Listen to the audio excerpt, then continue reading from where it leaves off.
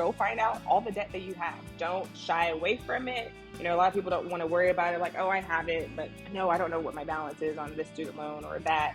Know your numbers, like find those numbers, because once you see those numbers, that would be another fuel to the fire to want to pay off your debt. For some people like me, debt can feel like an incredible weight on your shoulders. After carrying that weight for a while, there comes a time when you say, I'm done with this. On our debt-free segment today, we're going to interview Brandyn Rodriguez from San Antonio, Texas. Recently, Brandyn and her husband became debt-free after paying off $137,000 of debt in less than 5 years.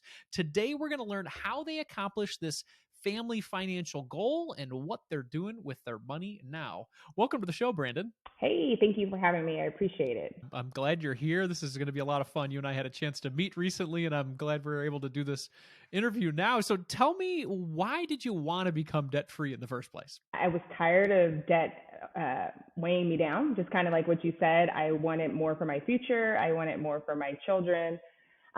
So my children were my why, but also looking at interest rates and seeing how much I was paying in interest on credit cards, student loans, even my mortgage. Like, that's just so much interest going to mortgage each month. And I was like, okay, well, if we can knock out the rest of our other debt, then we can focus on our mortgage later. And so between interest and our kids, that was kind of like the fire that fueled me to like, hey, we can do this and let's get started.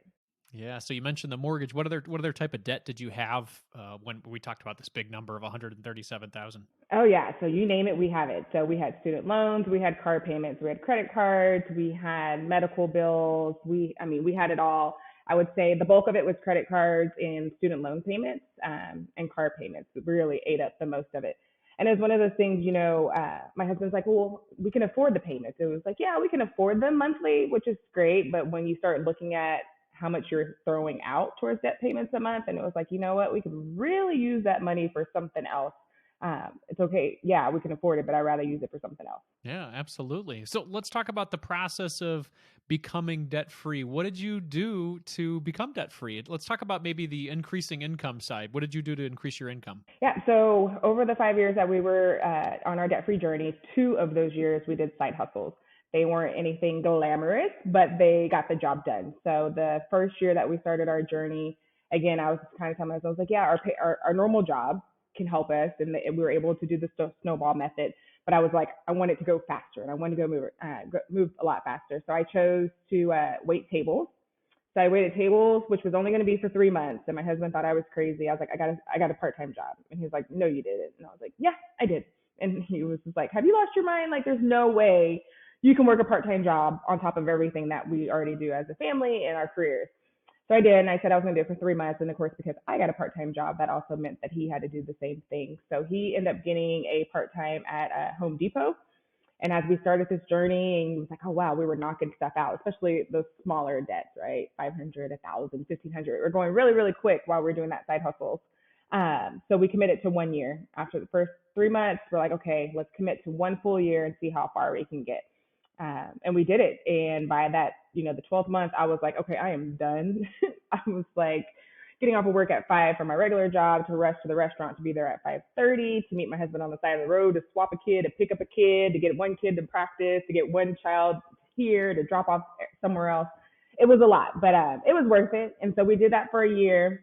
And then we were like, okay, we need a break. We can't sustain this. And so we took a break for about year 3 and 4. And then that final year, I was like, okay, we were literally at the finish line, and it was just student loans. And I was like, okay, I think I need that extra push. I work for a nonprofit, so I don't get bonuses. My husband gets bonuses at his job, and we were able to use that money, but I was like, I want that extra push. And so during that time, the very final year, we started doing DoorDash in Favor. And Favor is a Texas-based delivery service here. And that was more family friendly because our kids can come with us. I have a teenager and a 6-year-old, so our kids can be in the car while we go do a 2-hour shift. We can do it as a family if my husband was going to do his shift, and we all can hang out, and then so vice versa. So we did that for the final year, and then finally September 2020, I was able to hit submit on my last student loan payment, which was just amazing. Wow, that is the epitome of hard work. I am in awe with how dedicated both of you were to this process. Now, doing that and the amount of time that it took, I'm sure that wasn't easy on your marriage. Can you talk about that a little bit? Yeah, and it's so funny because we joke about this. Actually, during that journey, I feel like we were the closest we've been because we really had to work together as a team to make sure we were taking care of home, our kids, our careers, and then we were working together on like one goal to eliminate debt.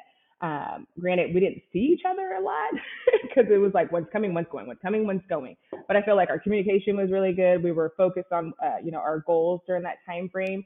And then when it did become too much, we knew when it's like, okay, we're not going to work a side hustle this weekend because we need to have family time. We need to have DJ and Brandy time. We know DJ, you take Sydney. I'm gonna take Emery. We'll have our own special date with the girls. So we realized that we knew that we needed to rest and reset when it became too much. And thankfully, again, because these were side hustles and part-time jobs, if we didn't want to do it anymore, we could quit. And it was like, hey, we're fine. We're not going to do this anymore and completely quit. But I do think during that 5 years, our marriage was probably the strongest. Although some people may not think that. We're like, yeah, how was that? You never saw each other, but we just made time. I mean, even when we'd be at work by day, it was like, okay, well, let's have a lunch date and we'll just meet for lunch and, go over our goals and what we were working on. And it was 45 minutes like, okay, well, see you tonight when it's time to go to bed because either one of us were going somewhere after work. I love that perspective. Yeah, because the first thing in my mind was like, oh wow, they're like two ships passing in the night. They never see each other. But I love the way that you talk about it. Is we were on a mission together. It was like something we were partnering on, and we were on a goal, and we were both caring about it. So that's a really good perspective. How about the you guys were hustling, making a lot of extra money. Did you guys do things to control your expenses or decrease your expenses, or are you guys saying, hey, side hustles are our way to get out of debt? We just stayed on a budget. We did a zero-based budgeting, which worked best for us, and we did not decrease our expenses.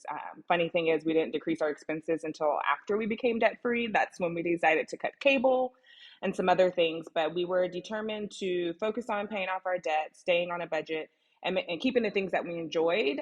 So my husband's a golfer, so he would go golfing at least once a week, not at least once a week, but he made sure that golfing was in his budget. For me, my hair, pedicure and stuff. But more importantly, we always made sure that our girls didn't have to sacrifice anything because of our past mistakes. For those that follow me on social media, know that my oldest plays college volleyball. Not yet. I hope she plays college volleyball. That's the goal.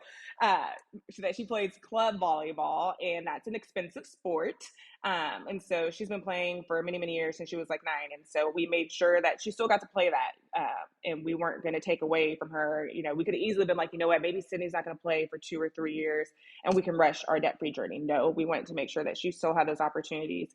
Even for our youngest, I mean, she's only 6, but she's been playing the YMCA basketball for 3 years, and she did gymnastics and things like that. So we always want to make sure that our girls didn't have to sacrifice because of our past money mistakes that we did. I love that. I definitely prioritize kids' activities and sports and camps and things like that as far as my splurging, because I think that was something that was really important to me when I was growing up, and I really like sports too. So absolutely, I completely agree with you. So talk to me a little bit about what happened when you guys hit that button and you said, hey, we're debt free. Did you guys celebrate? What changed in your lives? Talk to us about that a little bit. It was an amazing feeling. First of all, my entire family was in the office with me as I hit submit on that very last student loan payment.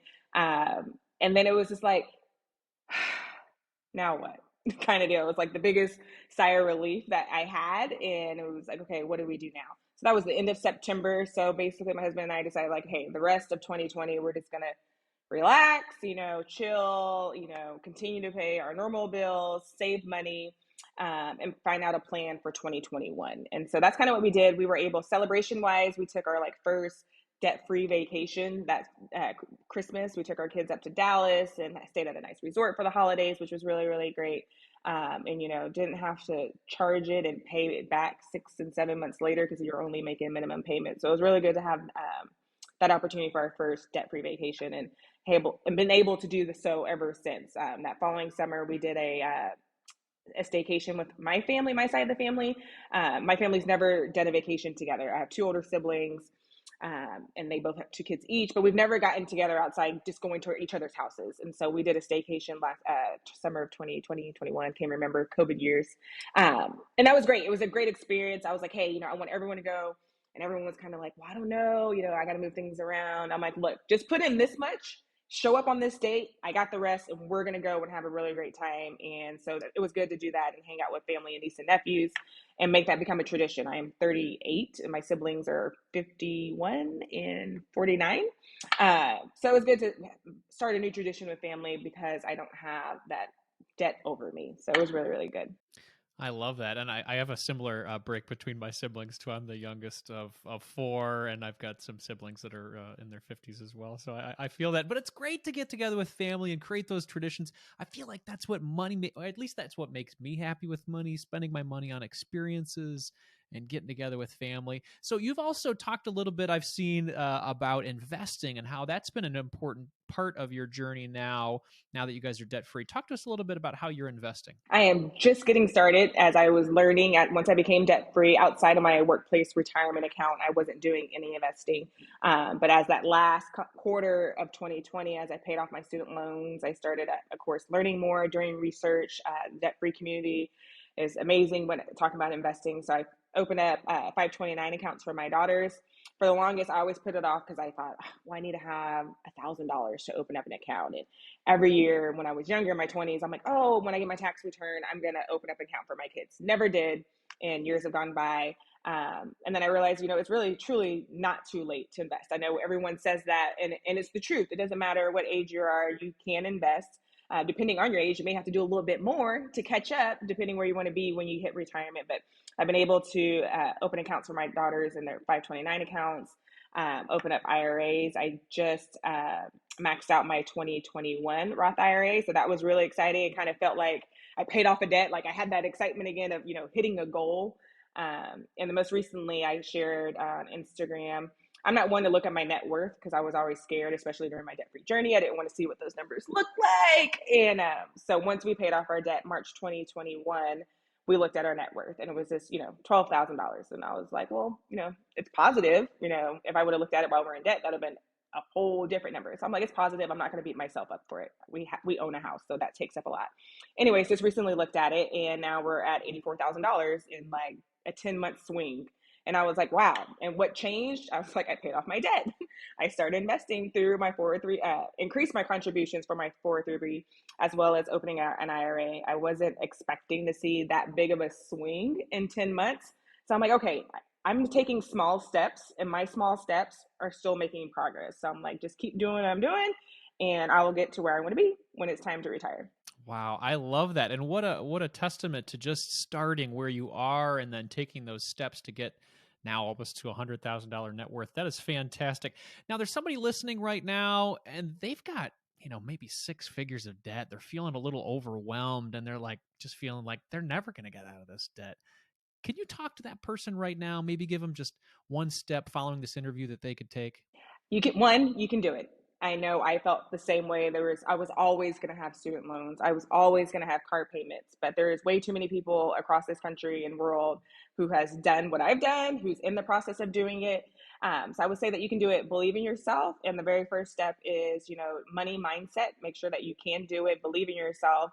And then know your numbers, right? So right after this, I would tell you, go find out all the debt that you have. Don't shy away from it. A lot of people don't want to worry about it. Like, oh, I have it, but no, I don't know what my balance is on this student loan or that.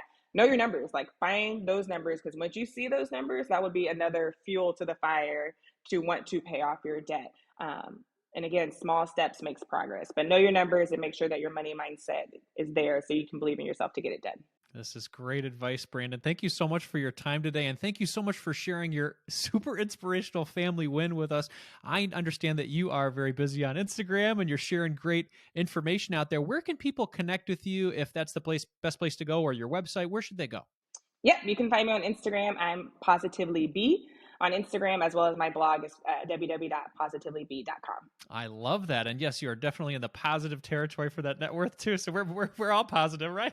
I love it. Very cool. Brandyn, thank you so much for your time today. I really appreciate it. Thank you for having me. Thank you.